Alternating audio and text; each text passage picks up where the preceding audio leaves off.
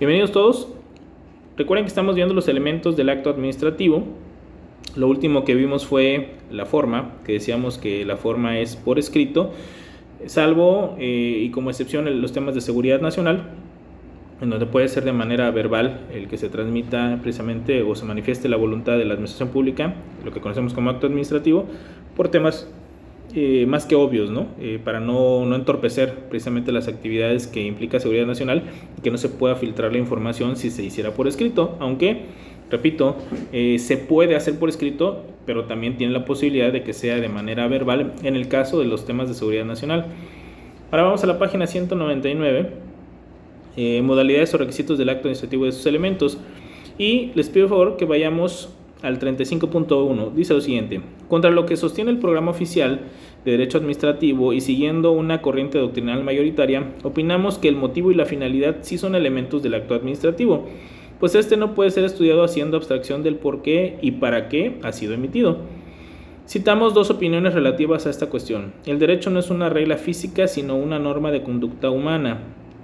La afirmación del fin como elemento esencial del acto administrativo ha sido una de las conquistas más grandes del derecho público moderno, pues contribuyó eficazmente a eliminar el concepto autoritario de gobierno. La primera es una nota de Fiorini y la segunda de Sayagues. Aquí lo que quiero que entendamos es que el autor nos está diciendo que para él, más allá de que el plan de estudios, bajo el esquema que él realizó este libro en su momento, no contemplaba como elementos el motivo y lo que va a ser la finalidad, él considera que sí lo son, por lo tanto los incluye acá. Repito, esto va a ser indistinto de lo que después vamos a ver, que son los requisitos constitucionales, que esos son los que nos deben de interesar mucho más. Entonces comenzamos con lo que es el motivo, y está en el 35.2. Motivo: es el móvil que lleva a emitir el acto administrativo, las consideraciones de hecho y de derecho que tiene en cuenta el órgano emisor para tomar una decisión, es el porqué del acto. Bueno, hay algo elemental. Un acto administrativo debe llevar un por qué lo estoy haciendo, un para qué se está haciendo. Es decir, tú tienes que motivar, es decir, tienes que explicar cuáles son las causas por las cuales la administración pública de un país va a notificar a un ciudadano que le va a generar, le va a modificar, extinguir derechos y obligaciones, o le va a transformar derechos y obligaciones. Es decir, tiene que haber una causa por la cual va a actuar la administración pública de esa forma, y tiene que quedar asentado por escrito en un documento. Entonces, el motivo es, como dice aquí precisamente, es el porqué del acto, el por qué la administración pública decidió actuar de esa manera, y obviamente se la expone al ciudadano. Entonces, la motivación es algo elemental, debe existir. De hecho, cuando los actos administrativos no están bien motivados, ustedes ya saben de fundar y motivar, es decir, no están bien explicados los porqués, las causas en base a las cuales tú generas precisamente algo, es decir, le permites, le transformas, le modificas o le extingues algún derecho o alguna obligación al ciudadano, pues solamente queda viciado y el acto administrativo puede ser echado para atrás, es decir, puede ser revocado, ¿no?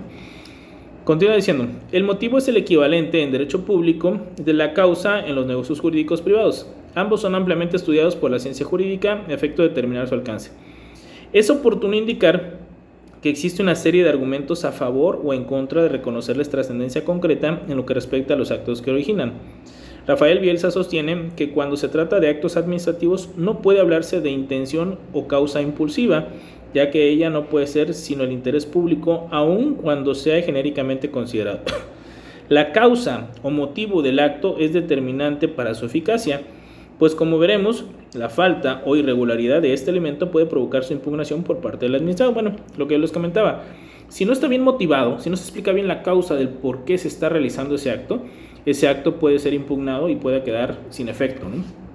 De ahí lo importante. Entonces, ¿qué va a ser el motivo?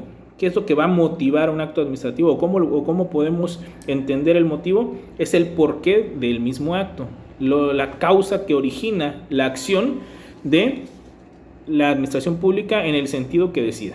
Ahora, ¿qué va a ser la finalidad? Aquí no quiero que ni siquiera nos quebremos la cabeza, lo hemos dicho una y otra vez durante el curso. La finalidad siempre de lo que va a ser todo lo referente a la acción de la administración pública es precisamente el interés público. Por lo tanto, cuando hablamos aquí de finalidad, siempre será el interés público. Ahí no hay vuelta de hoja. Ahora, el 35.3 es un tema que para algunos es controversial. El autor aquí también entra un poquito a eso, lo vamos a leer. Conceptos que no constituyen ni elementos ni requisitos del acto administrativo. Es decir, para él no lo constituyen. El mérito, su crítica y la oportunidad como principio general del acto administrativo. La doctrina italiana ha estudiado detenidamente al mérito como elemento del acto administrativo, y en nuestra América lo describe Manuel María Díez. Este autor afirma que el mérito del acto administrativo es en realidad la exteriorización del principio de la oportunidad. A partir de esta opinión, el mérito y la oportunidad los consideramos un solo elemento. Es decir, aquí parte, todavía no lo ha explicado bien el autor, sin embargo nos dice que lo que es el mérito y la oportunidad vienen siendo lo mismo. Entonces vamos a analizar ahora qué es esto, qué es la oportunidad, qué es el mérito. El mérito es el elemento ético del acto administrativo y está referido a la oportunidad y conveniencia del mismo. Aunque analizando más bien a propósito de las facultades discrecionales, el mérito es un elemento que debe tener cualquier acto de órgano administrativo, pues el ejercicio total de la función administrativa ha de hacerse de manera oportuna, conveniente, útil, eficiente y justa. Bueno, ¿qué hemos de entender entonces por el mérito o la oportunidad? La acción, el actuar de la administración pública debe ser siempre a tiempo, siempre debe ser de buena fe, siempre debe buscar o ir en busca del interés público. Por lo tanto, tú no esperarías que el actuar de la administración pública sea retardada, sea fuera de tiempo, ¿no?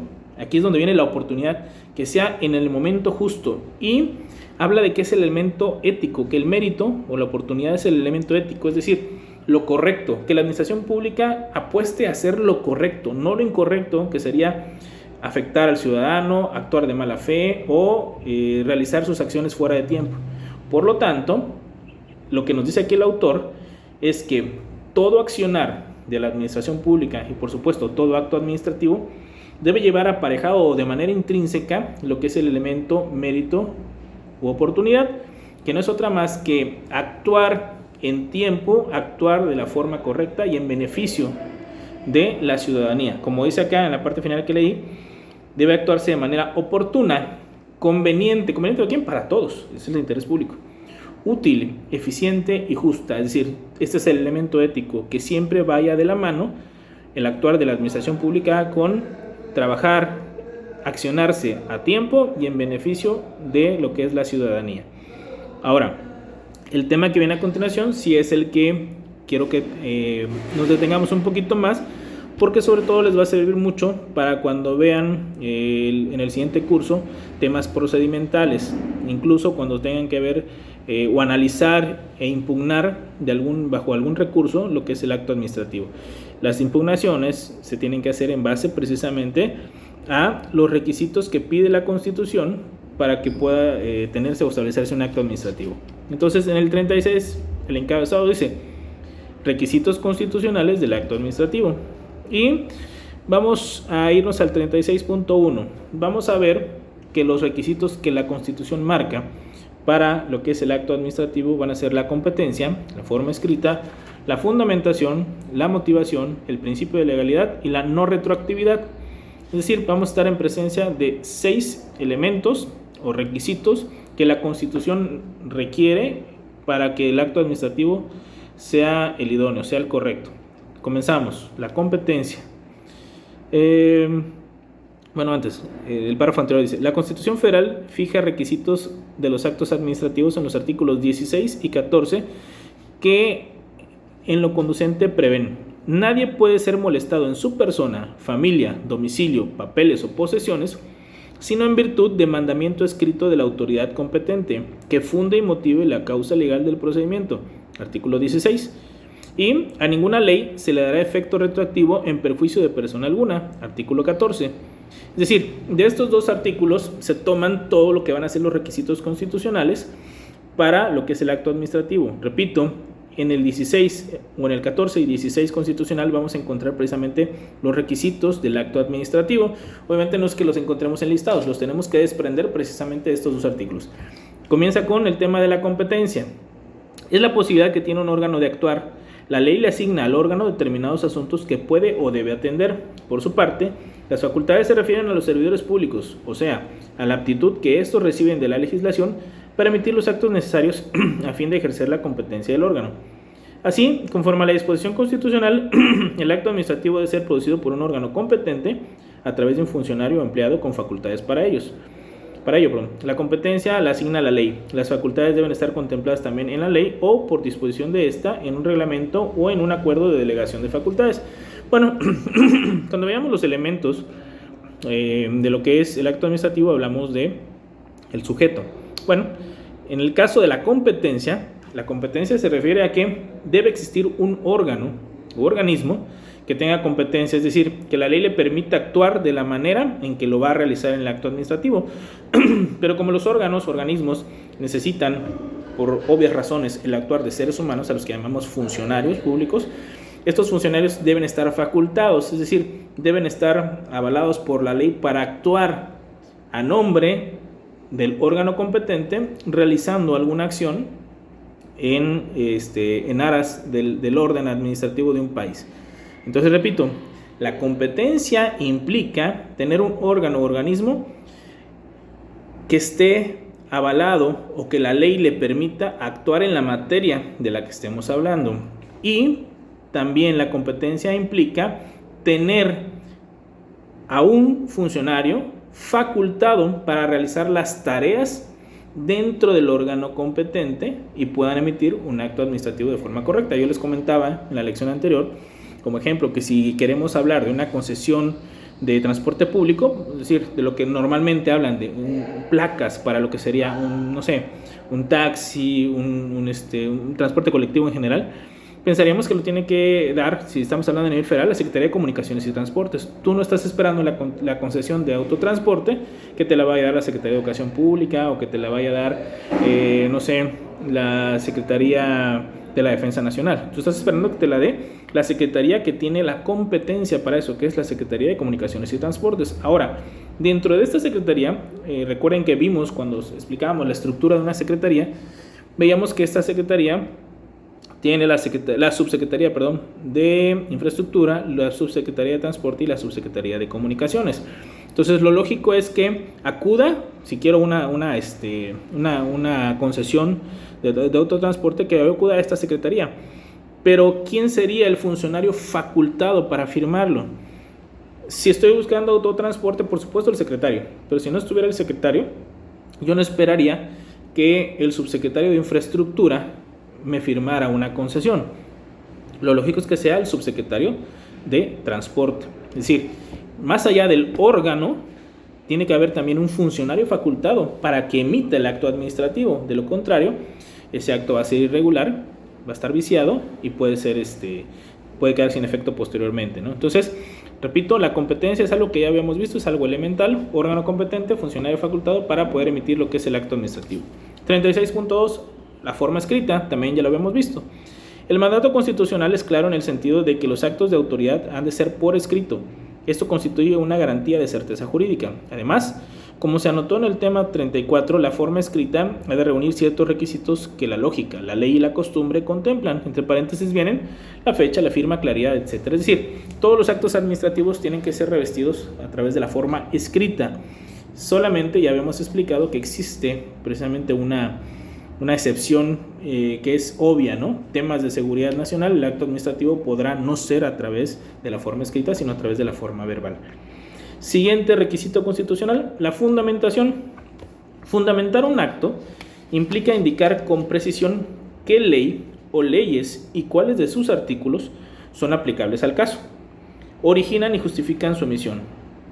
No señalar las normas que dan fundamento legal al acto vicia a este.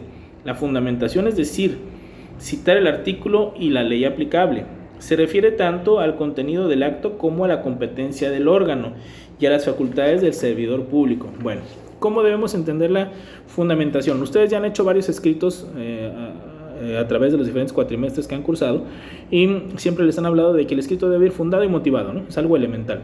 Cuando hablamos de la fundamentación, es citar las leyes y los artículos de esas leyes que le van a dar la posibilidad, primero, al órgano y al funcionario que va a firmar ahí, la competencia y la facultad para realizar esa acción, es decir, lo van a acreditar, lo van a avalar para que pueda emitir ese acto administrativo.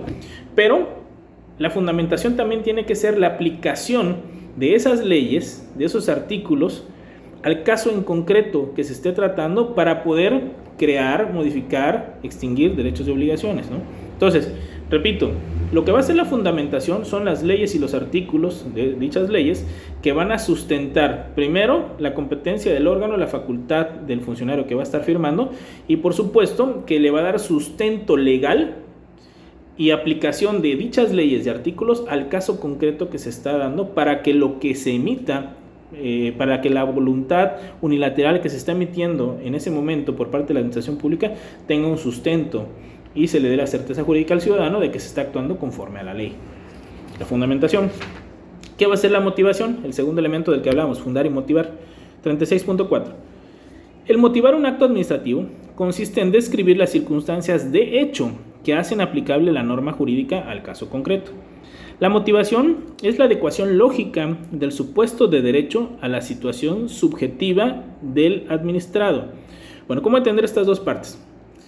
O estas dos párrafos que leímos ahorita. La motivación, es decir, las causas, los porqués de que el caso concreto va a ser adecuado a los artículos de la ley que yo estoy aplicando. Es decir, me están solicitando algo. Como parte de la administración pública, si estoy facultado dentro de un órgano o organismo, yo le tengo que contestar al ciudadano por qué sí le puedo otorgar algo basado en las leyes, pero adecuado al caso concreto que él me está pidiendo. O en su caso, por qué yo se lo puedo incluso hasta rechazar o negar. Es decir, no cumples con los requisitos que pide la ley, lo adecuo al caso concreto que tú me presentas, y como no reúnes los requisitos, yo tengo la obligación de rechazártelo, porque así lo dice la ley. Entonces, estoy motivando en base a las leyes, es decir, en base a la fundamentación, yo tengo que aplicar al caso concreto que se me presenta, y yo a base de eso tengo que actuar y puedo en su momento crear, modificar, extinguir derechos y obligaciones hacia el ciudadano. Pero estoy motivando, es decir, estoy explicando los porqués de lo que voy a realizar respecto al ciudadano, pero sustentado en la ley. Como dice acá, es describir las circunstancias de hecho, es decir, del caso concreto, describir lo que tú me presentas, que hacen aplicable la norma jurídica, es decir, en base a lo que tú pides y al caso concreto, yo voy a aplicar la ley, pero te tengo que explicar por qué. Eso es motivar. El siguiente párrafo dice, adecuación lógica del supuesto de derecho a la situación objetiva del administrado, es decir, a lo que tú me planteas, yo le voy a aplicar el derecho, pero tengo la obligación de explicarte por qué, o de explicarte cómo encuadran las dos cosas, la parte legal con el caso concreto. Y en la parte, el último párrafo dice, la necesidad de que la administración pública funde y motive sus actos fue reconocida en el siglo XIX por la jurisprudencia francesa. Bueno, aquí ya nos hablan un poquito de lo que es antecedentes. Nos vamos al siguiente requisito constitucional, el principio de legalidad. Dice lo siguiente, toda la actividad del Estado, ya sea función administrativa, jurisdiccional o legislativa, debe ajustarse a la ley. Los actos de los órganos del Poder Ejecutivo han de ser producidos conforme a disposiciones previamente emitidas por el legislador. Si, en términos generales, el particular puede hacer todo lo que la ley no le prohíba, la administración pública solo puede hacer lo que la ley le permita expresamente. Desde otro enfoque, el principio de legalidad se refiere a que los actos administrativos se reputan válidos o legítimos y corresponde en todo caso al gobernado o a los medios de control demostrar lo contrario. ¿Qué debemos entender por el principio de legalidad? Que debemos presuponer todos los gobernados que el actuar de la administración pública siempre será legal, siempre será basada en la ley y siempre será actuando de buena fe, utilizando la ley no para perjudicar a los ciudadanos, sino para beneficio de todos. Por eso es el interés público, ¿no? Entonces, el principio de legalidad, repito, implica que todo el actuar de la administración pública va revestido de el Estado de Derecho, de respeto a las leyes, de que no están inventándose a un caso concreto, a una ley en ese momento para aplicarla, no, sino que ya hay leyes previamente establecidas para aplicarlas a todos los casos que se vayan presentando. Entonces, el principio de legalidad es un principio de respeto al derecho en el actuar de la administración pública. Pero también te dice aquí al final que todos los actos administrativos debemos de entender que son legítimos, es decir, que respetan la ley, que están basados y sustentados en la ley y que lo aplican al caso concreto, pero que si en su caso el ciudadano considera que esto no se está cumpliendo, entonces el ciudadano, y como dice al final también, los medios de control, es decir, los que van a resolver las controversias, son los que tendrán que decidir si efectivamente la administración pública actuó conforme a la ley o no lo hizo. Por supuesto que se dan estos casos también, ¿no? Pero el principio de legalidad, repito, implica que la administración pública trabaja, acciona conforme a la ley, respetando la ley y aplicándola al caso concreto. Y el último punto, dentro de los requisitos constitucionales, está la no retroactividad. El principio de la no retroactividad que el artículo 14 constitucional indica para la ley es aplicable a los actos administrativos, puesto que los órganos de la administración pública actuarán ejecutando la ley. Es lógico concluir que sus acciones deben seguir las características de esta. La no retroactividad del acto administrativo se refiere a los efectos de este, es decir, no puede lesionar derechos adquiridos con anterioridad a su emisión. ¿Cómo debemos entender esta parte? El acto administrativo aplica la no retroactividad bajo el siguiente esquema. Si el acto administrativo va a vulnerar derechos que tú ya habías adquirido previamente a él, entonces se aplica la no retroactividad, es decir, no puede ir en contra de lo que es un derecho adquirido previamente a la emisión de dicho acto. Repito las últimas dos líneas. La no retroactividad del acto administrativo se refiere a los efectos de este, es decir, a lo que va a producir. Es decir, no puede lesionar derechos adquiridos con anterioridad a su emisión. Va de nuevo, si el acto que yo estoy emitiendo va a afectar hacia el ciudadano un derecho que él ya tenía previamente adquirido, entonces el acto queda sin efecto, no lo voy a perjudicar. Aquí es donde viene la parte que yo les comentaba. La administración pública no tiene que actuar de mala fe, no voy a buscar dañarte. Al contrario, si ya tenías un derecho adquirido previamente a la emisión del acto, bueno, te lo tengo que respetar, porque la administración pública no va a afectar, no debe afectar al ciudadano, no estamos en una dictadura, en pocas palabras, ¿no? Bueno, entonces, esos son los elementos, los requisitos constitucionales del acto administrativo. Por favor, apréndanselos, subrayenlos, los repito. Competencia, órgano competente, funcionario facultado. Forma escrita, excepto en el tema de seguridad nacional, que puede ser verbal. Fundamentación y motivación. La fundamentación es el citar las leyes y los artículos de dichas leyes para darle sustento al acto administrativo en dos áreas principalmente. Una, acreditar la competencia del órgano y la facultad del funcionario que está firmando el documento, pero también, que es lo más importante, citando los artículos y las leyes que le van a dar sustento legal al actuar de la administración pública.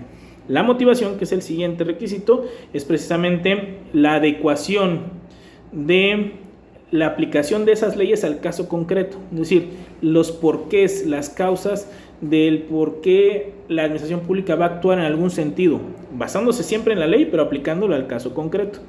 El principio de legalidad implica que debemos presuponer que siempre la administración pública deberá actuar conforme a la ley, conforme a derecho, en el día a día de su actuar administrativo. Sin embargo, también dijimos que ese principio de legalidad le puede ser puesto en duda por parte del ciudadano en el momento en que él impugne al considerar que no se está respetando la ley. Un ejemplo podría ser, hablándonos del tema de la fundamentación, quien realizó el documento colocó artículos equivocados o leyes equivocadas, y en base a esos artículos equivocados te están negando algo.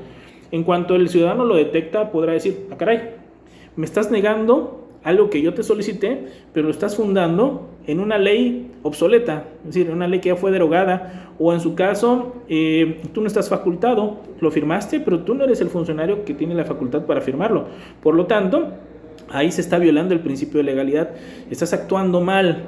Puede ser que sea por equivocación o de mala fe, entonces yo impugno bajo los diferentes recursos que veremos después, voy a impugnar precisamente ese acto administrativo, porque entonces no se está respetando el principio de legalidad, que tiene que ser conforme a derecho, que no tienes que inventar leyes, y por supuesto no puedes estar dándole a alguien que no puede emitir lo que es ese acto administrativo, que lo firme o que lo emita, o en su caso que el motivo principal del que se esté hablando está mal encauzado, es decir, tú me explicas que sustentas en la ley, pero no lo sabes explicar.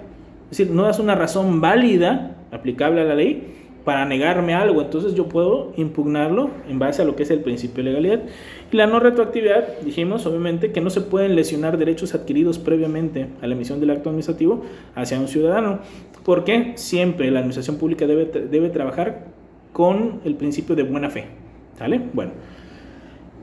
Los efectos del acto administrativo, punto 37.